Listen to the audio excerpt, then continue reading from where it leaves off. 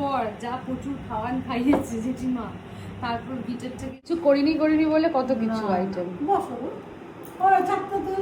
আমরা গুপ্তিপাড়া গিয়ে কী করছি সেগুলো তো তোমাদের সাথে আমি পরে আমার শ্বশুর বাড়িতে ফিরে এসেই ব্লগগুলো শেয়ার করছি। আর সেই দিন ছিল আমার বড় জেঠুর বাড়িতে নেমন্তন্ন দুপুরবেলাতে।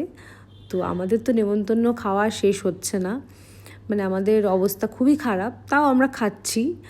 তো জেঠিমা বানিয়েছিল চিংড়ি পোলাও, যেটা আমি জেঠিমাকে বানাতে বলেছিলাম, জেঠিমা খুব ভালো বানায়। আর ছিল খাসির মাংস, চাটনি, 5 রকম ভাজা, কাতলা মাছ ভাজা, আর ছিল তোমার আইসক্রিম আর মিষ্টি, অনেক কিছু রান্না করেছিল। আর এই গরমে তো এত বেশি খাওয়াও যায় না, তাও জেঠিমা বলছিল তেমন কিছু রান্না করতেই পারিনি, মানে ভাবো একবার।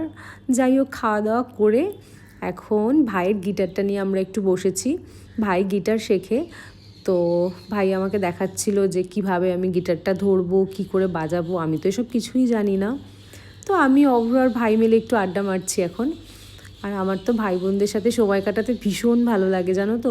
গুপ্তিপাড়াতে আমাদের অনেক বড় ফ্যামিলি, মানে প্রচুর মেম্বার একসাথে, মানে দাদুর খুড়তুতো জ্যাঠতুতো সব, মানে দাদুর ভাইরা আমাদের আর কি, খুড়তুতো জ্যাঠতুতো কাকারা সব একসাথে থাকে। তো আমরা ভাই বোনরা যখন সবাই একসাথে হয়ে খুব মজা করি। তো এখন এই দুপুরবেলাটা এরকম করেই কাটছে।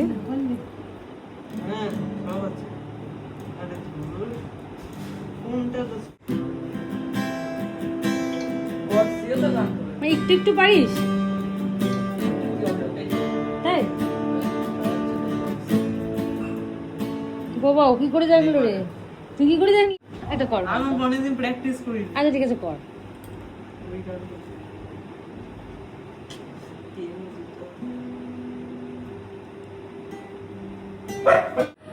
তাই তো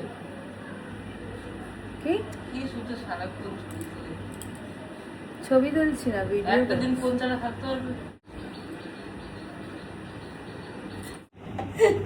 খাবার পর যা প্রচুর খাওয়ান খাইয়েছে জেঠিমা, তারপর গিটারটাকে ধরে এরকম